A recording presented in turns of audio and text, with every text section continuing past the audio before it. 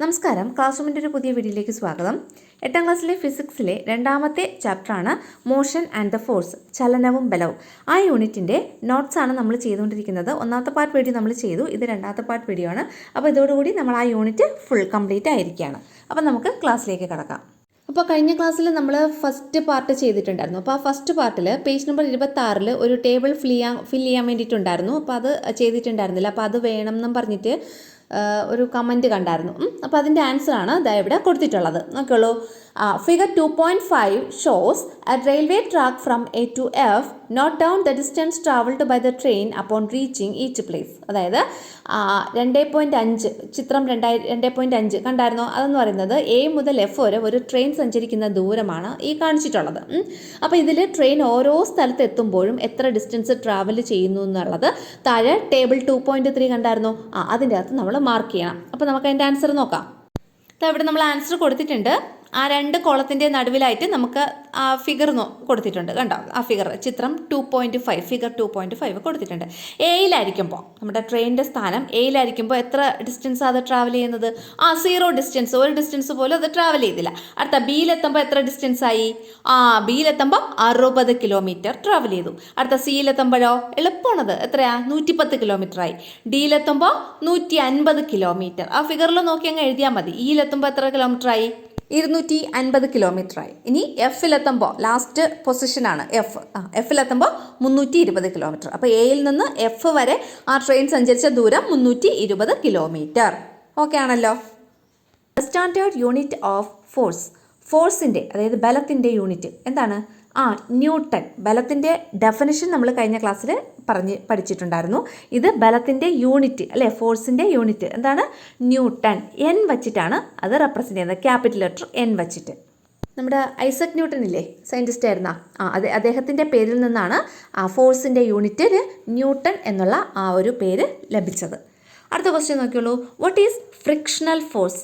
എന്താണ് കർഷണ ബലം?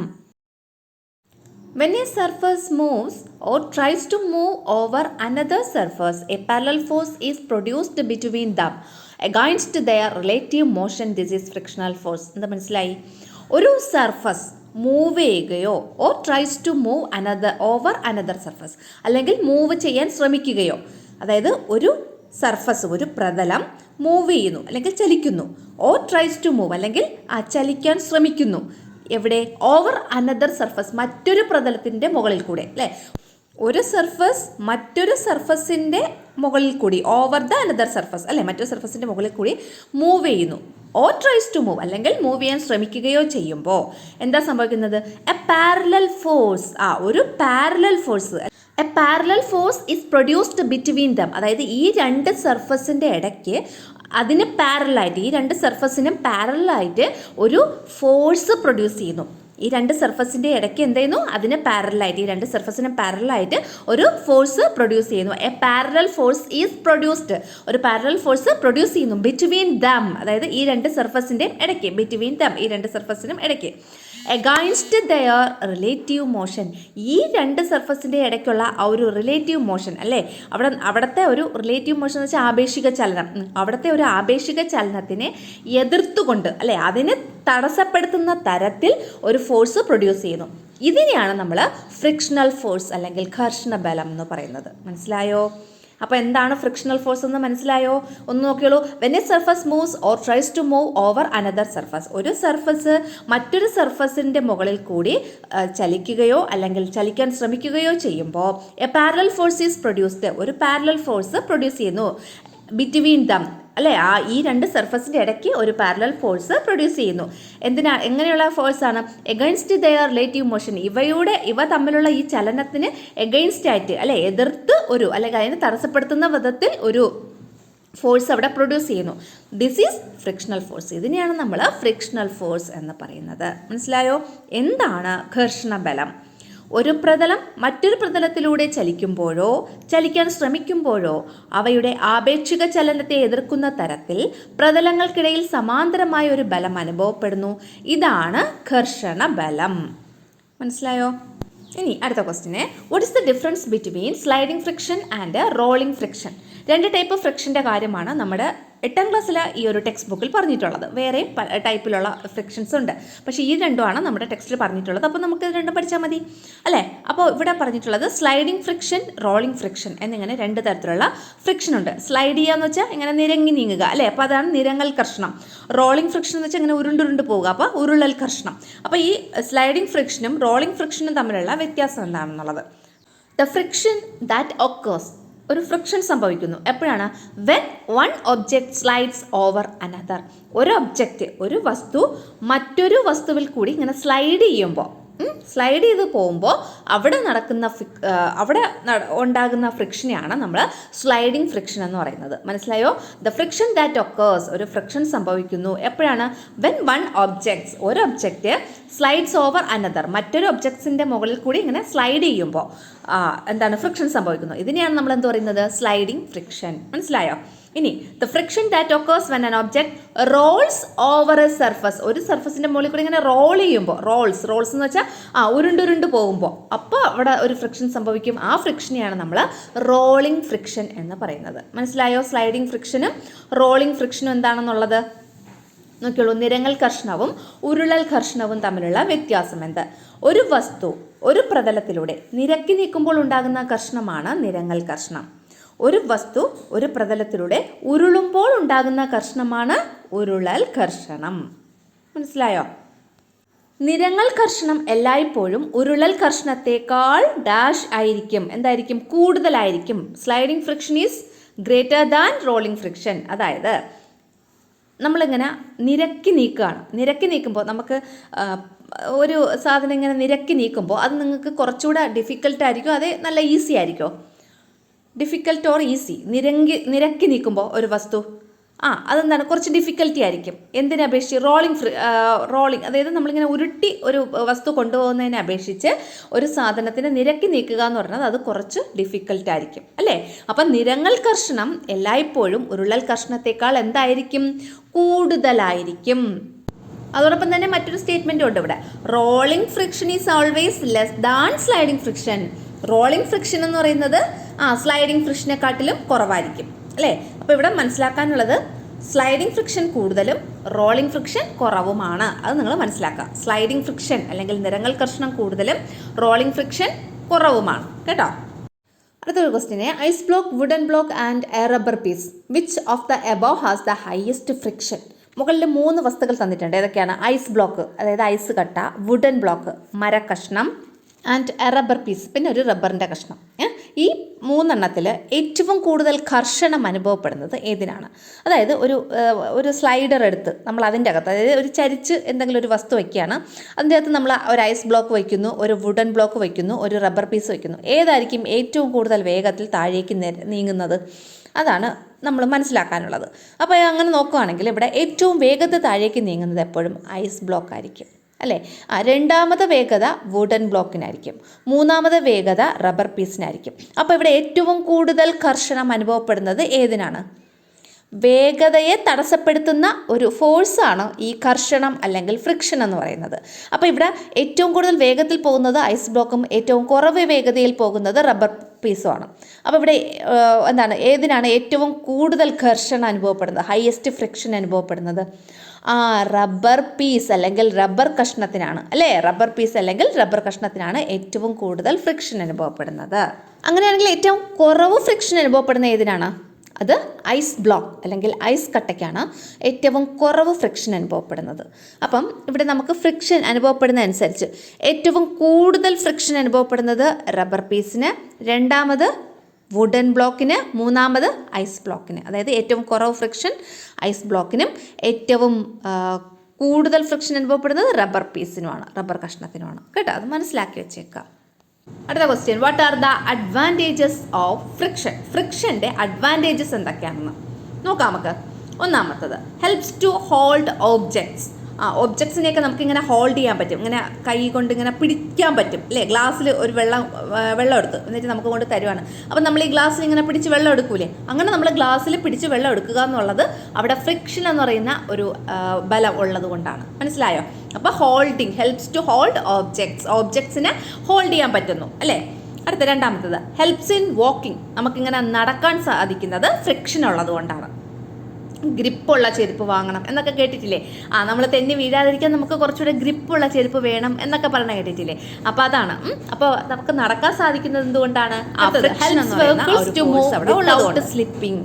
വെഹിക്കിൾസിനെ അല്ലെങ്കിൽ വാഹനങ്ങളെ സ്ലിപ്പ് ചെയ്യാതെ അല്ലേ, തെന്നി മാറാതെ മൂവ് ചെയ്യാൻ സഹായിക്കുന്നത് ഫ്രിക്ഷനാണ്. ഹെൽപ്സ് വെഹിക്കിൾസിനെ ഹെൽപ്പ് ചെയ്യുന്നു ടു മൂവ് ചെയ്യാൻ വേണ്ടിയിട്ട് വിത്തൗട്ട് സ്ലിപ്പിംഗ് ഇല്ലാതെ അല്ലേ, തെന്നി വീഴാതെ വെഹിക്കിൾസിനെ മൂവ് ചെയ്യാൻ സഹായിക്കുന്നു.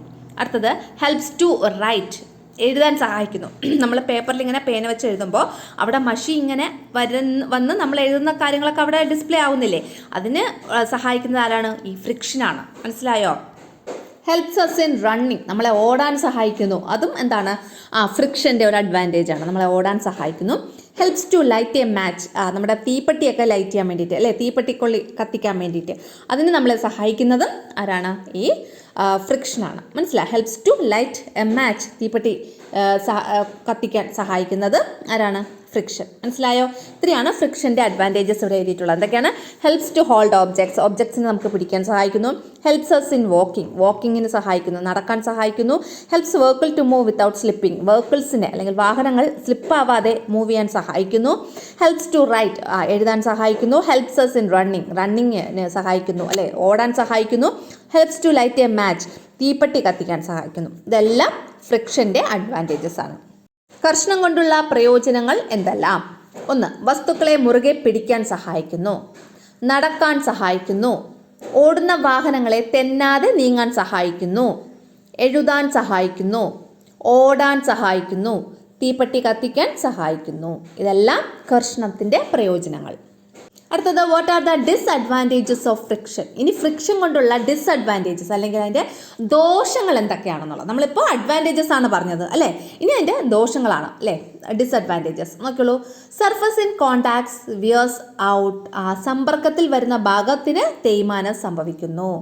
സർഫസ് ഇൻ കോണ്ടാക്റ്റിൽ വരുന്ന സർഫസസിന് വിയേഴ്സ് ഔട്ട്, തേയ്മാനം സംഭവിക്കുന്നു. മനസ്സിലായോ? രണ്ടാമത്തത് obstruct smooth movement of machine parts നല്ല സ്മൂത്തായിട്ട് മൂവ് ചെയ്യുന്ന മെഷീൻ പാർട്സിനെ തടസ്സപ്പെടുത്തുന്നു അല്ലേ. സ്മൂത്തായിട്ട് മൂവ് ചെയ്യുന്ന മെഷീൻ പാർട്സിൻ്റെ അതിൻ്റെ മൂവ്മെൻറ്റിനെ അല്ലെങ്കിൽ അതിൻ്റെ ആ ഒരു ചലനത്തെ ഒബ്സ്ട്രക്റ്റ് ചെയ്യുന്നു, തടസ്സപ്പെടുത്തുന്നു. ഒബ്സ്ട്രക്റ്റ് ചെയ്യുന്ന വെച്ചാൽ തടസ്സപ്പെടുത്തുക. എന്തിനെ? സ്മൂത്ത് മൂവ്മെൻറ്റ്, സുഗമമായിട്ടുള്ള മൂവ്മെൻറ്റിനെ, സ്മൂത്തായിട്ടുള്ള മൂവ്മെൻറ്റ് ഓഫ് മെഷീൻ പാർട്സിൻ്റെ സ്മൂത്ത് മൂവ്മെൻറ്റിനെ ഒബ്സ്ട്രക്റ്റ് ചെയ്യുന്നു, തടസ്സപ്പെടുത്തുന്നു. The fuel efficiency of the vehicles is decreasing. വാഹനങ്ങളുടെ ഫ്യൂവൽ എഫിഷ്യൻസി എന്ന് വെച്ചാൽ ഇന്ധനക്ഷമത കുറയ്ക്കുന്നു. വാഹനങ്ങളുടെ ഇന്ധനക്ഷമത കുറയ്ക്കുന്നു. Fuel efficiency of the vehicle is decreasing. അടുത്തത് slows down the aircrafts speed. Aircrafts എന്ന് വെച്ചാൽ വിമാനമൊക്കെ ഉണ്ടല്ലോ, വിമാനത്തിൻ്റെയൊക്കെ സ്പീഡിനെ എന്ത് ചെയ്യുന്നു? കുറയ്ക്കുന്നു. Slows down the aircrafts speed, എയർക്രാഫ്റ്റ്സിൻ്റെയൊക്കെ സ്പീഡ് കുറയ്ക്കുന്നു. Wear and tear of bones in the body. നമ്മുടെ ബോഡിയിലെ ബോൺസിന് തേയ്മാനം സംഭവിക്കുന്നു. അതും ഈ ഫ്രിക്ഷൻ്റെ ഒരു ഡിസഡ്വാൻറ്റേജ് ആണ്. വിയർ ആൻഡ് ടിയർ എന്ന് വെച്ചാൽ തേയ്മാനം സംഭവിക്കുക. എന്തിൻ്റെ? ഓഫ് ബോൺസിൻ്റെ, എല്ലുകളുടെ തേയ്മാനം. ഇൻ ദ ബോഡി, നമ്മുടെ ബോഡിയിലെ എല്ലുകളുടെ തേയ്മാനം. ഇതൊക്കെ ഫ്രിക്ഷൻ്റെ ഡിസഡ്വാൻറ്റേജസ് ആണ്. മനസ്സിലായോ? എത്ര എണ്ണം ഉണ്ട്? 5 എണ്ണം ഉണ്ട്. ഏതൊക്കെയാണ്? ഇനിയും ഉണ്ട് കേട്ടോ, വേറെയൊക്കെ ഉണ്ട്. അപ്പോൾ അതിൽ 5 എണ്ണമാണ് ഞാൻ എഴുതിയിട്ടുള്ളത്. ഏതൊക്കെയാണ്? Surface in contacts wears out, പരസ്പരം കോണ്ടാക്റ്റിൽ വരുന്ന സർഫസിന് വിയേഴ്സ് ഔട്ട് എന്ന് വെച്ചാൽ തേയ്മാനം സംഭവിക്കുന്നു. അടുത്തത് obstructs smooth movement of machine പാർട്സിൻ്റെ സ്മൂത്ത് ആയിട്ടുള്ള മൂവ്മെൻറ്റിനെ ഒബ്സ്ട്രക്റ്റ് ചെയ്യുന്നു, തടസ്സപ്പെടുത്തുന്നു. The fuel efficiency of the vehicle is decreasing. വെഹിക്കിൾസിൻ്റെ അല്ലെങ്കിൽ വാഹനങ്ങളുടെ ഫ്യൂവൽ എഫിഷ്യൻസി എന്ന് വെച്ചാൽ ഇന്ധനക്ഷമത കുറയുന്നു. സ്ലോസ് ഡൗൺ ദ എയർക്രാഫ്റ്റ്സിൻ്റെ സ്പീഡ് കുറയുന്നു അല്ലേ, വിമാനങ്ങളുടെയൊക്കെ സ്പീഡ് കുറയുന്നു. Wear and tear of bones in the body, നമ്മുടെ ബോഡിയിലെ ബോൺസിൻ്റെ വിയർ ആൻഡ് ടിയർ, തേയ്മാനം. ഇതൊക്കെയാണ് ഫ്രിക്ഷൻ്റെ ഡിസഡ്വാൻറ്റേജസ്. കർഷണത്തിൻ്റെ ദോഷങ്ങൾ എന്തെല്ലാം? സമ്പർക്കത്തിൽ വരുന്ന ഭാഗത്തിന് തേയ്മാനം സംഭവിക്കുന്നു. യന്ത്രഭാഗങ്ങൾക്കിടയ്ക്കെന്നാണ് കേട്ടോ, യന്ത്രഭാഗങ്ങൾക്കിടയ്ക്ക് സുഗമമായ ചലനത്തിന് തടസ്സം നേരിടുന്നു. യന്ത്രഭാഗങ്ങൾക്കിടയ്ക്ക് സുഗമമായ ചലനത്തിന് തടസ്സം നേരിടുന്നു. ഇനി വാഹനങ്ങളുടെ ഇന്ധനക്ഷമത കുറയുന്നു, വിമാനങ്ങളുടെ വേഗത കുറയുന്നു, ശരീരത്തിലെ എല്ലു തേയ്മാനം. ഇതെല്ലാം കർഷണത്തിൻ്റെ ദോഷങ്ങളാണ്. Next, write down the factors that affect friction. ഫ്രിക്ഷനെ സ്വാധീനിക്കുന്ന ഘടകങ്ങൾ എന്തെല്ലാമാണ്, അല്ലെങ്കിൽ കർഷണത്തെ സ്വാധീനിക്കുന്ന ഘടകങ്ങൾ ഏതൊക്കെയാണ്? ഒന്ന്, ഷേപ്പ് ഓഫ് ദ ഓബ്ജക്റ്റ്, ഓബ്ജക്റ്റിൻ്റെ ഷേപ്പ് അല്ലേ, വസ്തുക്കളുടെ ആകൃതി. രണ്ട്, നേച്ചർ ഓഫ് ദി സർഫസ്, പ്രതലങ്ങളുടെ സ്വഭാവം, പ്രതലം ഇങ്ങനെയുള്ള പ്രതലമാണെന്നുള്ളത്, സ്മൂത്ത് ആയിട്ടുള്ള സർഫസ് ആണോ അല്ലെങ്കിൽ പരുക്കനായിട്ടുള്ള സർഫസ് ആണോ, അങ്ങനെയൊക്കെ ഉള്ളത്.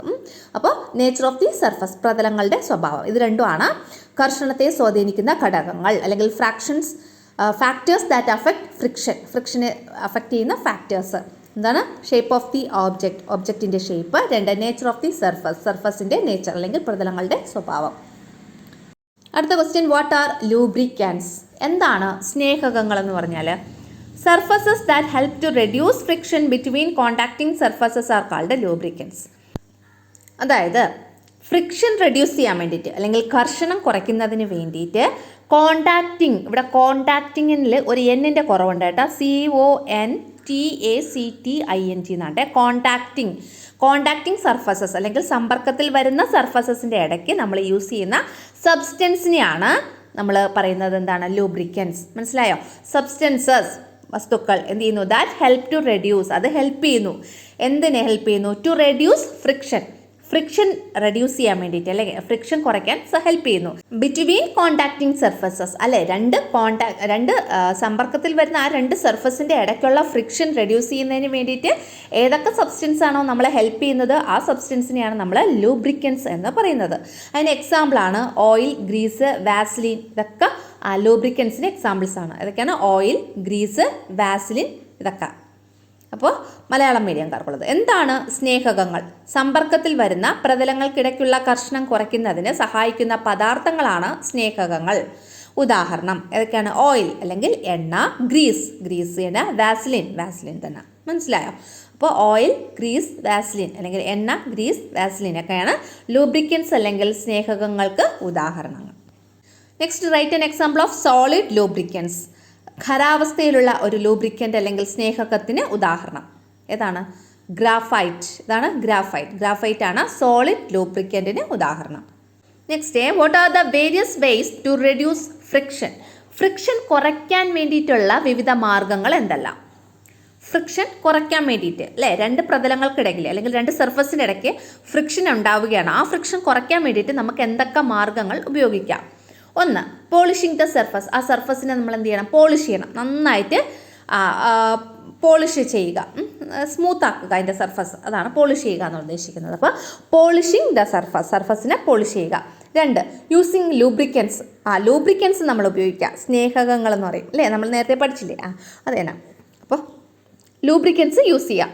മൂന്ന്, യൂസിങ് ബെയറിങ്സ് എന്ന് പറയും, അതായത് ബോൾ ബെയറിങ് അങ്ങനെയൊക്കെ പലതരത്തിലുള്ള ബെയറിങ്സ് ഉണ്ട്. അപ്പം ബെയറിങ്സ് യൂസ് ചെയ്യുക, അതും ഫ്രിക്ഷൻ റെഡ്യൂസ് ചെയ്യാനുള്ളൊരു മാർഗ്ഗമാണ്.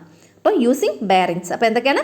പോളിഷിങ് ദ സർഫസ് പോളിഷ് ചെയ്യുക, യൂസിങ് ലൂബ്രിക്കൻസ് യൂസ് ചെയ്യുക, യൂസിങ് ബെയറിങ്സ് യൂസ് ചെയ്യുക. അടുത്തത് സ്ട്രീം ലൈനിങ് എന്ന് വെച്ചാൽ ധാരാരഹിതമാക്കൽ. അതായത് ഫ്രിക്ഷൻ കുറയ്ക്കാൻ വേണ്ടിയിട്ട് നമ്മൾ ഈ ചലിക്കുന്ന വസ്തുക്കൾക്കൊക്കെ ഒരു പ്രത്യേക ഷേപ്പ് കൊടുക്കും. അതിനെയാണ് നമ്മൾ സ്ട്രീം ലൈനിങ് അല്ലെങ്കിൽ ധാരാരഹിതമാക്കൽ എന്നതുകൊണ്ട് ഉദ്ദേശിക്കുന്നത് കേട്ടോ. അപ്പോൾ സ്ട്രീം ലൈനിങ് അതും ഒരു വേ ഓഫ് റെഡ്യൂസ് ഫ്രിക്ഷനാണ്. ഫ്രിക്ഷൻ റെഡ്യൂസ് ചെയ്യാനുള്ള ഒരു മാർഗ്ഗമാണ്. മനസ്സിലായോ? അപ്പോൾ ഫ്രിക്ഷൻ റെഡ്യൂസ് ചെയ്യാനുള്ളത് ഏതൊക്കെ മാർഗ്ഗങ്ങളാണ്? Polishing the surface, using lubricants, using bearings, പിന്നെ സ്ട്രീം ലൈനിങ്. കർഷണം കുറയ്ക്കുന്നതിനുള്ള വിവിധ മാർഗ്ഗങ്ങൾ. പോളിഷിങ് ദ സർഫസ് എന്ന് പറഞ്ഞാൽ പോളിഷ് ചെയ്യുന്നത്. പിന്നെ യൂസിങ് ലൂബ്രിക്കൻസ് യൂസ് ചെയ്യുന്നത് അല്ലെങ്കിൽ സ്നേഹകങ്ങൾ ഉപയോഗിക്കുന്നത്. പിന്നെ യൂസിങ് ബെയറിങ്സ് ഉപയോഗിക്കുന്നത്, ബെയറിങ്ങുകൾ ഉപയോഗിക്കുന്നത്. പിന്നെ സ്ട്രീം ലൈനിങ് എന്ന് വെച്ചാൽ ധാരാരഹിതമാക്കൽ. സ്ട്രീം ലൈനിങ് എന്ന് പറയുന്ന ആ ഒരു ഷേപ്പ് എന്ന് പറയുന്നത് നമ്മുടെ ഫിഷ് ഉണ്ടല്ലോ, ഫിഷിൻ്റെയൊക്കെ ഷേപ്പ് കണ്ടിട്ടുണ്ടോ? അതുപോലെ നമ്മുടെ അതേ ഷേപ്പാണ് നമ്മുടെ ഇതിനുള്ളത്, നമ്മുടെ എയ്റോപ്ലെയിനിലൊക്കെ ഉള്ളത്. അപ്പോൾ അതാണ് ധാരാരഹിതമാക്കൽ അല്ലെങ്കിൽ സ്ട്രീം ലൈനിങ് എന്നതുകൊണ്ട് ഉദ്ദേശിക്കുന്നത് കേട്ടോ. അപ്പോൾ ഇതെല്ലാമാണ് ഫ്രിക്ഷൻ റെഡ്യൂസ് ചെയ്യാനുള്ള മാർഗ്ഗം. അടുത്തത്, which solid lubricant is used in between machine parts at A high temperature? ഉയർന്ന താപനിലയിലുള്ള യന്ത്രഭാഗങ്ങൾക്കിടയിൽ സാധാരണയായി നമ്മൾ ഉപയോഗിക്കുന്ന ഖരാവസ്ഥയിലുള്ള സ്നേഹകം ഏതാണ്? സോളിഡ് ലൂബ്രിക്കൻ്റ് അല്ലെങ്കിൽ ഖരാവസ്ഥയിലുള്ള സ്നേഹകം എന്ന ഒരു വാക്ക് വന്നു കഴിഞ്ഞാൽ അതിന് എക്സാമ്പിൾ എന്താണ്? അത് ഗ്രാഫൈറ്റ് ആണ്. അപ്പോൾ അതെന്തോ ആയിക്കൊള്ളട്ടെ, പക്ഷെ അവിടെ നമ്മൾ ഉപയോഗിക്കേണ്ടത് ആരാണ്? ഗ്രാഫൈറ്റ് ആണ്. അപ്പോൾ ഇവിടെ എന്താണ് ആൻസർ? ഗ്രാഫൈറ്റ്. കേട്ടോ. Next question, why are aeroplanes and boats are made in special shape? Made, MADE, made. അതായത് വിമാനം, തോണി എന്നിവ പ്രത്യേക ആകൃതി നിർമ്മിച്ചിരിക്കുന്നത് എന്തിനാണ്? വിമാനം, തോണിയൊക്കെ നിർമ്മിച്ചിരിക്കുന്ന ആ ഒരു ആകൃതിയാണ് നമ്മൾ സ്ട്രീം ലൈനിങ്, നേരത്തെ പറഞ്ഞു അല്ലേ? നോക്കുള്ളൂ answer. Aeroplane and boat made in special shape. എയ്റോപ്ലെയിനും ബോട്ടും ഒക്കെ നമ്മളൊരു സ്പെഷ്യൽ ഷേപ്പിലാണ് നിർമ്മിച്ചിരിക്കുന്നത്. ബിക്കോസ് എന്തുകൊണ്ടെന്നാൽ to reduce friction. Friction reduce ചെയ്യാൻ വേണ്ടിയിട്ട് അല്ലേ, ഘർഷണം കുറയ്ക്കാൻ വേണ്ടിയിട്ട്. This method of reducing friction by changing the shape is called streamlining. അതായത് ഇങ്ങനെ ഫ്രിക്ഷൻ റെഡ്യൂസ് ചെയ്യുന്നതിന് വേണ്ടിയിട്ട് നമ്മൾ ഷേപ്പ് ചേഞ്ച് ചെയ്യുന്നതിനെയാണ് എന്ത് പറയുന്നത്? സ്ട്രീം ലൈനിങ് എന്ന് പറയുന്നത്. ആ ഒരു മെത്തേഡിനെയാണ് നമ്മൾ സ്ട്രീം ലൈനിങ് എന്ന് പറയുന്നത്. മനസ്സിലായോ പറഞ്ഞത്? This method of reducing friction reduce ചെയ്യുന്നതിന് വേണ്ടിയിട്ട് ബൈ ചേഞ്ചിങ് ദ ഷേപ്പിനെ ചേഞ്ച് ചെയ്യുന്നു. ഈ മെത്തേഡിനെയാണ് നമ്മൾ എന്ത് പറയുന്നത്? Is called streamlining. അതിനെയാണ് നമ്മൾ സ്ട്രീം ലൈനിങ് എന്ന് പറയുന്നത്. കർഷണം കുറയ്ക്കുന്നതിന് വേണ്ടിയാണ് വിമാനം, തോണി എന്നിവ പ്രത്യേക ആകൃതിയിൽ നിർമ്മിച്ചിരിക്കുന്നത്. ഇങ്ങനെ ആകൃതി വ്യത്യാസപ്പെടുത്തുന്നതിനെ ധാരാരഹിതമാക്കൽ എന്നാണ് പറയുന്നത്.